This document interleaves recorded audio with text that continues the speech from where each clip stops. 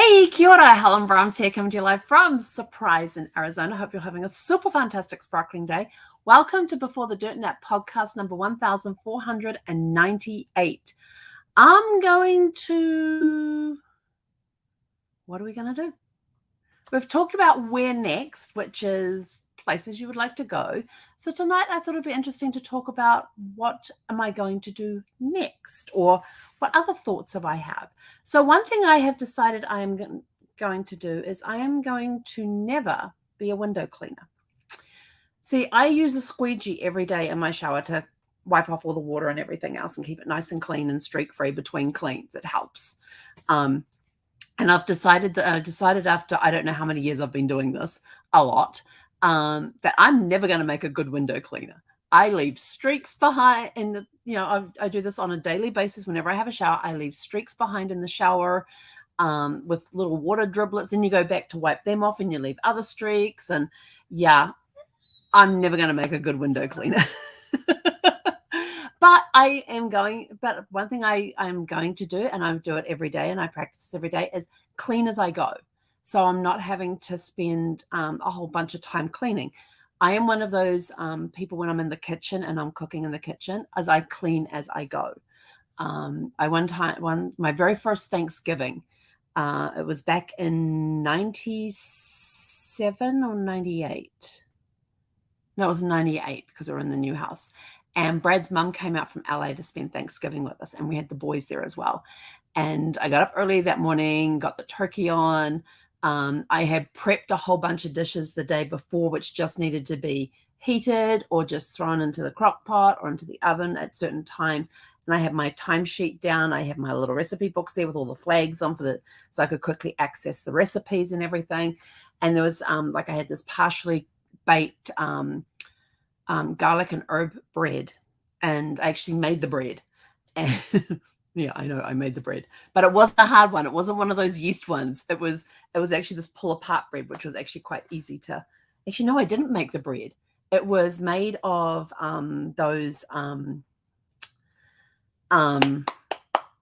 biscuit things, those biscuits in a can thingy, and you flatten them out and you spread the butter mixture on there. It's got the garlic and the herbs in it. And then you stack them all together and then you bake it. So it was the biscuits. When I make bread stuff, there was some other bread recipe I made at some point in time. That might have been the monkey bread. But anyway, yeah, that was monkey bread, but that was for a different meal. And so I got all the turkey on and everything else, and I had everything figured. I had my little list of when I had to do stuff and everything else, so that I made sure that things were going where they need on to cook or bake. Whenever they needed, at certain times, to make sure everything was ready together.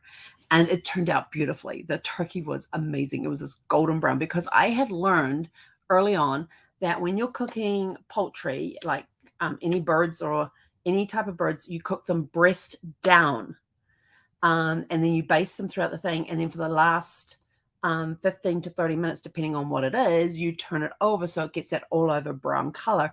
And because when you cook it breast down, all the juices go down into the breast. And so when you turn it right side up and then you take it out and you start carving it, you've got this nice, tender, juicy breast on a chicken, on a turkey. Those are the only birds I've cooked. Those are the only two birds I've cooked. And it makes for a nice, juicy turkey.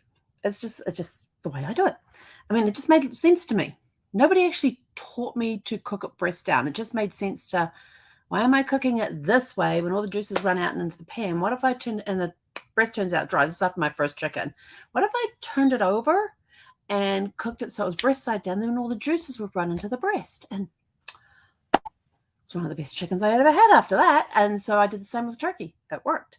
But as I was working in the kitchen and as I was doing everything, I was also washing dishes or putting stuff into the dishwasher, either hand washing or putting stuff in the dishwasher based on what it was, and cleaning as I went. And at one point we're sitting down playing cards at the table. I hadn't even set the table. We're playing cards at the table we're going to be eating on. And my mother-in-law looks around the kitchen. This kitchen is spotless. There's nothing on the island, or the counters are clear. The crock pot sitting over in the corner with the sweet potato casserole cooking in there with marshmallows on top. The turkey's in the oven. Everything is exactly where it's supposed to. And my cookbook sitting over my pile of cookbooks sitting over there because I had different recipes from different things. But I found it very easy to to clean as I went, because otherwise I'd end up with all these big this pile of dishes at the end, along with, and you're serving up the table that sits there in the breakfast area of the kitchen, and you're going to be looking at this counter full of dirty dishes. And yeah, that's just not how I was brought up. And my mother-in-law looks around and she goes, if I didn't know any better, I would not know that there was a Thanksgiving dinner being cooked right now. And I says, yeah, that's just how I operate. And that's how I've always operated, as clean as you go.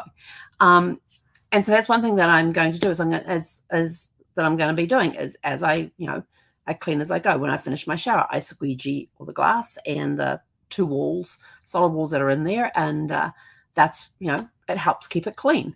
And there's meant to be some spray stuff you can put on there that helps it get even better or something. I don't know. But it keeps it cleaner between cleans. So that's one thing I'm going to do. So other thing, I have a list. Hang on, let me pull up my list. Where's my list gone? Oh, here's my list gone. Let's see. Another thing that you could do, another thing I'm going to do is travel off the beaten path. This is when you put your tourist hat on, not your tourist hat, you put your traveler's hat on. And a traveler is somebody who likes to blend in with the locals. They want to eat where the locals eat. They want to experience what the locals experience. They want those off the beaten path places that tourists may not know about or may never get to. You see these bus tours and stuff that go around different places and things. Yes, they take you to the highlights of the area and the well-known tourist attractions, but what about those really, down that street and down that alley, there's a really cool little cafe down there that you may not know about, but the locals do, things like that. So, maybe that's another, I'm going to travel off the beaten path. And again, the cool part about that is that when you're blending in with the locals, it gives you so many more different stories that you can tell. It's not like, we were in Paris, we went to the Eiffel Tower, we had to stand in line for this minute time. We got up the top there. We had this experience up the top. The view was fabulous. Yes, you can still do the touristy stuff, but what about that little cafe that was down that side street that you went and enjoyed? And it was a fabulous meal. It was a place known to the locals. You asked the doorman at the hotel. They gave you this phenomenal place to go to. Like when we were in Philadelphia, Brad had always said, if we ever get to Philadelphia, I want a real Philly cheesesteak.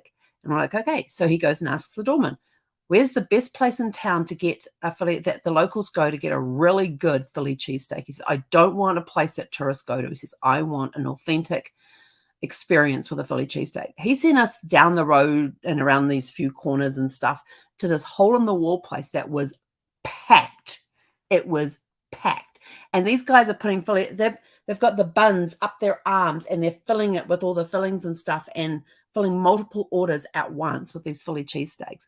And I would tell you, that was the best Philly cheesesteak I had ever had. And so Brad was happy he got his authentic Philly cheesesteak. So ask around, if you're in a destination, ask the doorman the best places to go.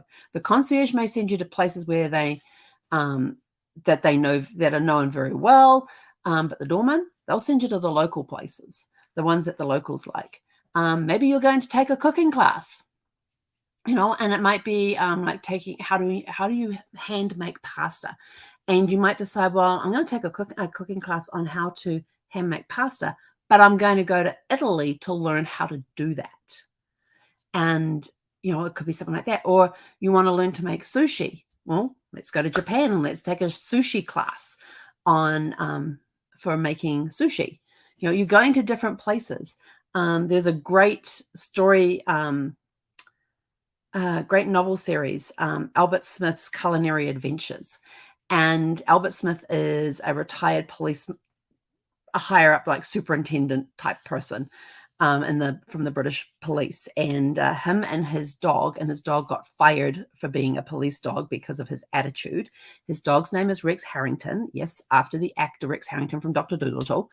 And him and Rex go on these culinary adventures because he wants to go to the places in the British Isles that are best known for these different dishes that he wants to learn. And it's a great story and series and everything else. And of course, you get things from the dog's perspective as well, which makes it really hilarious. But it's sort of things, where could I go to get the best fill in the blank? let's go. Do they have classes at that particular restaurant or in that particular area, or is it in that country that I can go to and learn how to make the best pizza? You know, where in Italy can I find the best pizza? Is there a class to learn how to make an Italian pizza? Maybe you go somewhere else, and like I said, you go to Japan for sushi, you go to Italy for pasta or pizza. What other countries could you go to learn to make authentic dishes that are local to their country? Maybe it's going on a digital detox. I love digital detox. That's my Sundays. Mostly my Sundays, I try to get off. I just like to stay off the computer on Sundays and stuff, except for coming on here and talking with you guys. That's the only time I'm basically on the computer. There are weekends when I do have to be on the computer because I'm assisting with an event that's on that weekend, or there's a class session that I have to take, and the only time it's on is on. I've got one that I do once a month on Sundays at 8 a.m. in the morning. It's the only time that this class is on. So, there are exceptions to the rule, but usually I try to take a digital detox on a weekend, mainly on the Sunday. But usually I try to go for the whole weekend. I try. Maybe you want to join a book club. I love joining book clubs and reading different genres. And it could be a mystery book club. It could be a thriller book club. It could be a sci-fi book club. There's so many different genres out there. It could be a memoir/biography book club. What's the type of books that you like to read? Look around on something like Meetup to see if there is a book club that is for the particular genre that you enjoy reading. And that's one way to get out and socialize these days. Some of them actually still hold Zoom meetings, but most of them are now are either in person or on Zoom. So you get to meet new people either way, and you get to discuss some really great books, and you get to read some really great books. You also get to read some bummer books as well, ones that you really sort of like. I had to struggle with it. There was one, in the Mystery Book Club, they gave us one book. It was an Ellery Queen book, and I just couldn't get into the book. And I told them that. I said, I've always heard about Ellery Queen. They used to have the TV series Ellery Queen when you could sit and so they had the panel there watching. They had the Ellery Queen show. They had this people sitting on these seats over here off to the side watching everything that's taking place. Then afterwards, they discussed who they thought did it. And, of course, who had done it was not revealed until later on. But after all these discussions have taken place, and you're sitting at home there and you're trying to figure out who did it as well, and you're agreeing or disagreeing with the celebrities that are there trying to figure this mystery out. So that was always a good thing to do. I'm going to take up a fitness routine. We talk about getting more movement in your life. I don't know what took me so long. I just signed up for a Spotify account, and I'm getting 90 days for free. I am making the most of that. Wherever I am, I've got the Spotify on. There's different playlists. Like I like the one that for when I'm working and I need to concentrate. There's certain music that when you listen to it, your brain goes into a focus type of mode. And so got that playing softly in the background when I need to focus on something. If I'm sitting and I want to do some chair dancing, or as I call it, car dancing, I'll put on. They've got a great what was that one? Driving for when you're driving. It was a classic rocks for when you're driving. And I was listening to it today when we took Zeffie to the vet to get her stitches out. Oh, yeah. Zeffie is now stitch free. Yay. And she's been given a clean bill of health to get back to how she was. Resume normal activities. Although tonight I'm going to try and keep it to a small because it's going to be dark when we go outside. So we're just going to do a short walk tonight. Maybe it's taking, getting more movement in your life. Or maybe you want to go and volunteer in the community. Or volunteer for a charity and delivering whatever, or helping pack meals and things like that. Maybe you want to, you're going to learn a new language. It's never too late to learn a new language. Maybe you're going to host a theme movie night. I'm a huge James Bond fan. The month of November, I watch one James Bond movie a night. So I've got 25 nights in November that I can get it in. And if I have to miss a night, I've got 5 extra nights right now. There's 30 days in November. And I'm like looking at my calendar going, okay, what have I got coming up that I might not be able to do it? Maybe you decide you're going to pamper yourself for the day. maybe you're going to take a road trip somewhere. Just pack up a picnic with you and hit the road and see where you end up. What's outside your city limits, what's out in the country outside your city limits that you could go and explore. Maybe there's a new trail you want to go and check out and hike. Maybe you want to take a course of some sort, be it photography, cooking, woodwork, knitting, crocheting, another thing like that. Maybe you want to try urban farming, growing your own herbs and vegetables, learning how to grow your own vegetables in the environment that you live in. Are you in an apartment building? So you've got space issues, but maybe there's a way that you can do that, finding out things like that. Maybe you're going to take an improv class. Just fun ways. I haven't done an improv class, but I think it would be, I'm not sure I'm that quick thinking.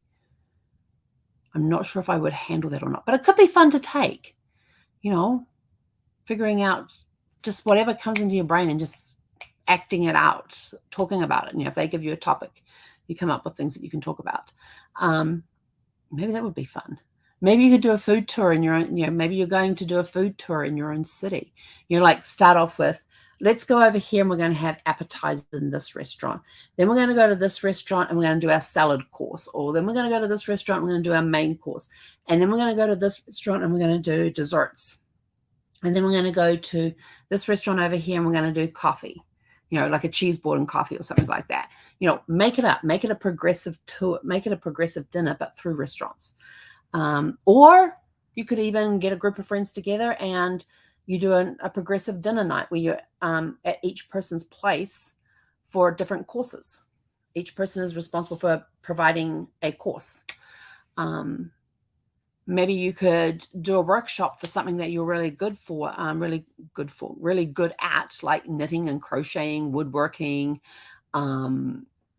maybe drawing art, photography, teaching others how to take really good photographs with maybe their phone, or something different like a camera.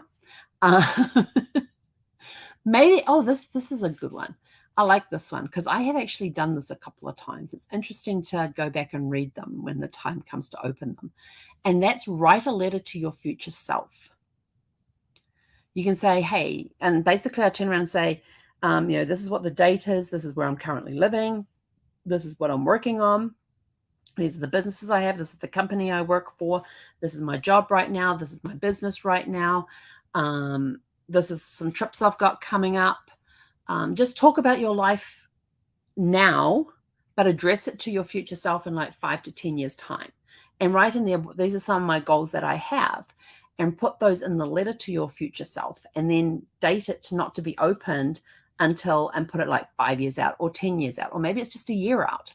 You determine what the time is, and then on that day you open up that letter and read what you did back on the day that you wrote it, and then have a look at the list of goals. How many of those goals have you now achieved?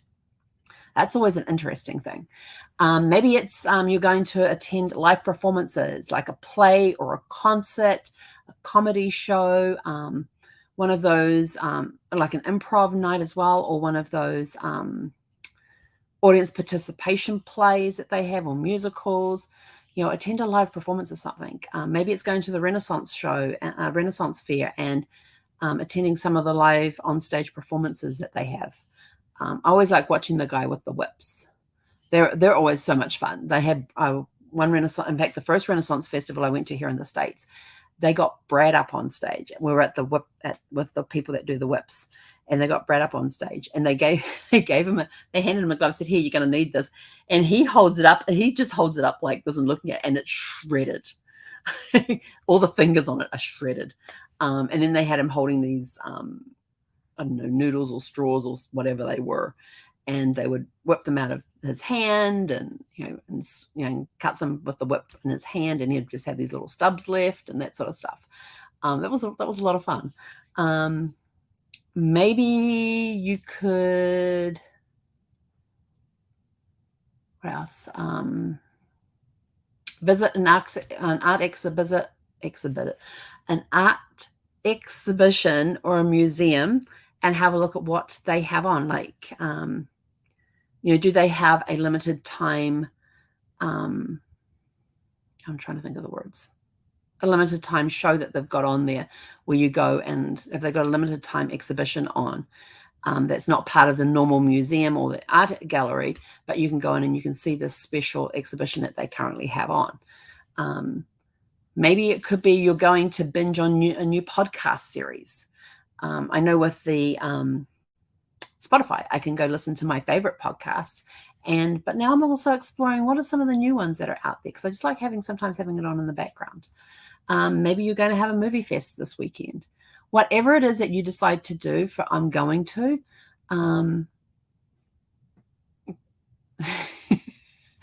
Kathy's got here, I'm going to grow peaches in the snow. I love that idea. I love peaches. Peaches, nectarines, any of those stone fruits. I love them. Sounds like bar hopping. Yeah, probably. That was one thing that we had when I was in the Air Force in New Zealand. We had what was called the Square Mile. Now, I'm not a drinker, so I never participated in this. I never even went on one of them. I just heard the stories later on that evening in the Airmen's Club, because that was sort of like our get-together lounge area. And what was funny was they would come back. Some would have T-shirts, some wouldn't. And they had a square mile in downtown Christchurch where they had a certain number of pubs in that square mile. And the idea is that you got given a map, and you start at the first one and you go around and you have to order a drink at every one. And the barman has to sign off that, yes, you did order the drink. Yes, you did drink it. So they had to sign off on that. And when you got all of them filled out, you took it back to the beginning. They gave you a T-shirt to say that you survived. And then you caught the taxi back to base. You take the taxi into town, or you could take the bus into town, and then you caught the taxi home to the base. So there was things that people did like that. And I'm just like, that's just nuts. But the stories were hilarious, because people were drunk when they were telling us about them. So it made it even funnier, along with the antics that went along with it as well. So what are you going to do? If you're going to say the sentence, I am going to fill in the blank. What are some of the things that you're going to do? Let us know in the comments below. We'd love to hear what people are going to be getting up to. And you can plan it for any time. It could be just a day-to-day thing as well. Like, I'm going to clean as I go. I'm starting to get back into that again, because I realize that, been living in an RV, house is a lot bigger. It takes a lot longer to clean. So it's easier to clean as I go. Whereas in the RV, it would take me 20 to 30 minutes to clean from one end of the RV to the other on the inside. It didn't take long. Now it takes a little more, because I'm living in like 10 times the space. Not quite 10 times the space, but you get the idea. It's a lot more space to clean. So sometimes I just clean as I go. Make sure my kitchen's clean after every meal. In the bathroom, it's always squeegeeing down the shower whenever I finish in there. Maybe it's just you keep the cleaners in that space. So I've got the bathroom cleaners in the bathroom. You're on the toilet, you finish in the toilet, you flush it and everything else. Oh, let me get the brush around there, put the toilet cleaner in, and let that sit for a few minutes, and I'll come back and finish it off. So, you can do that as you go. You don't have to set a specific time. It's just a clean as you go thing. You see the floors are getting a little dusty. I've got this big sweeper thing, which is nice and wide because I have a lot of tile, and I just walk around the house with that thing, and it catches all the dust bunnies and that sort of thing until I get out the Bissell tile cleaner. It's the hard floor cleaner. It's not the carpet cleaner, and it's got a mop thing. It's got a brush thing in there, but it's actually like a mop, and you can squeeze the button and it will wet the mop, and it's basically like a vacuum cleaner, but it's a mop for the floor, and it keeps it nice and clean, and it sucks all the water back up too, so the drying time takes less time. And so in between, once or twice a week, I'll get the big floor cleaner thingy out, and it's like this big duster with a broom handle on it, and just walk around the house on all the tile and catch up all the dust bunnies and stuff, and then get the little brush and shovel out and pick it all up and put it in the trash can. And then once a week, I get the Bissell thing out and mop the floors that way. So, there's different things that you can try. But what are you going to try? What are you going to answer? What are you going to do to fill in the blank of I'm going to? Let us know in the comments below. Have a super fantastic sparkling evening. We'll catch you guys back here tomorrow evening at 6 p.m. Pacific. Hei konara.